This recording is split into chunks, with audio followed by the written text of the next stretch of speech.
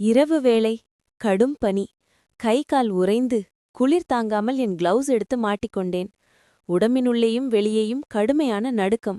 ஒருவித ஈரப்பதம் உடம்பில் ஊறிக்கொண்டே இருக்க, இடுக்குகளில் புகுந்து மெதுவாய் நடந்தேன். நான் நுழைந்த இடம் மற்றும் நேரம் ஒருவித அமானுஷ்ய உணர்வை பரப்பி வைத்திருந்தது. ஒவ்வொரு அடியும் எடுத்து வைக்க, என் காலடி சத்தம் அதிகமாய் எனக்கே கேட்டது. நிசப்தம்.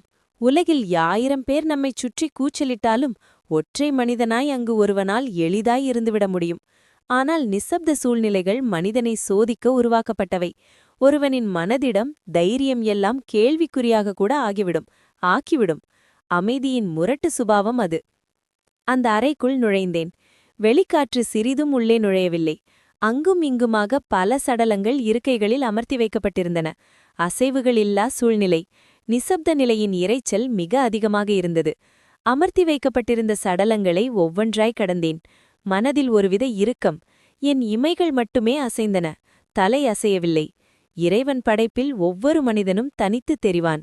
குணங்களிலும் சரி, உருவத்திலும் சரி. கருமை நிறத்தில் ஒன்று, திடமான உடற்கட்டுடன் ஒன்று, நீளமான மூக்கு, அழகிய கண்கள், மெலிந்த உடற்கட்டு, கட்டையான மீசை ஒன்று, நீண்ட கூந்தலுடன் ஒன்று, ஒரு பக்கம் சராய்த்த தலையுடன் ஒன்று என்று விதவிதமாய் சடலங்கள் அமர்த்தி வைக்கப்பட்டிருக்க, மனதைரியத்தை அதிகரித்துக் கொண்டு ஒவ்வொன்றாய் கடந்தேன். எப்படியெல்லாம் இருந்திருப்பார்கள் வெளியே, இங்கு வந்து இவ்வாறு இருக்க? என் நெஞ்சு படபட என்று அடித்தது. அமர்ந்திருந்தவைகளில் என்னால் ஒரு ஒற்றுமையை மட்டும் காண முடிந்தது. எல்லாவற்றிற்கும் தலைபாகம் பெரிதாய் வீங்கி சற்று பயங்கரமாகவே காட்சியளித்தது. பார்த்து பார்த்து ஒவ்வொரு அடி எடுத்து வைத்தேன். என்னால் குளிர் மற்றும் அந்த சூழ்நிலையின் இறுக்கம் தாழாமல் சட்டென்று ஓரிடத்தில் அமர, என் கைகடிகாரம் கம்பிகளில் பட்டு டிங் குக்கு என்று ஓசை எழுப்பியது. திடீரென்று 3 சடலங்கள் கண்விழித்தன. கூர்மையான கண் பார்வைகள் என்மேல் விழ ஒரு நொடி உறைந்தேன். நான் எழும்பவில்லை. வார்த்தைகள் சேரவில்லை. அவைகளின் உடம்பில் சிறிதும் அசைவில்லை. ஆனால் கண்கள் கூர்வாள் போல் என்னை நோக்கியது. என்னால் பார்வையின் வீரியத்தை தாங்க இயலாமல் என் கண்ணிமைகள் கீழே விழ அவைகள் மீண்டும் கண்கள் மூடின.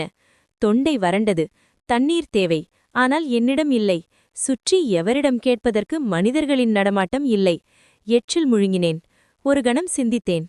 இப்படிப்பட்ட சூழ்நிலைகளை சமாளிக்க அவர்கள் வழியே சென்றால்தான் முடியும்.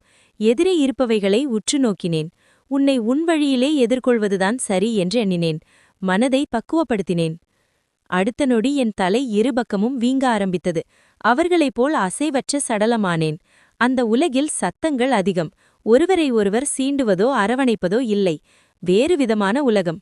நானும் அவ்வுலகிற்குள் ஐக்கியமானேன், வேறு வழியின்றி. கண்கள் மூடின. என் உலகம் இருண்டது. திடீரென்று ஒரு குரல்.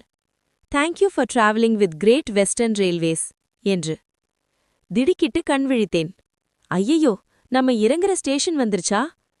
நல்ல வேளை, எழுப்பிவிட்டமா என்று அந்த ஆட்டோமேட்டட் அனௌன்சருக்கு அவருக்கு நன்றி சொல்லிவிட்டு, காதுகளில் மாட்டி வைத்திருந்த ஓவர் இயர் ப்ளூடூத் ஹெட்ஃபோன்ஸை கழட்டி பையில் வைத்துக்கொண்டு ரயில் பெட்டியிலிருந்து இறங்கி வேகமாய் வீடு நடந்தேன், மீண்டும் மனிதனாய்.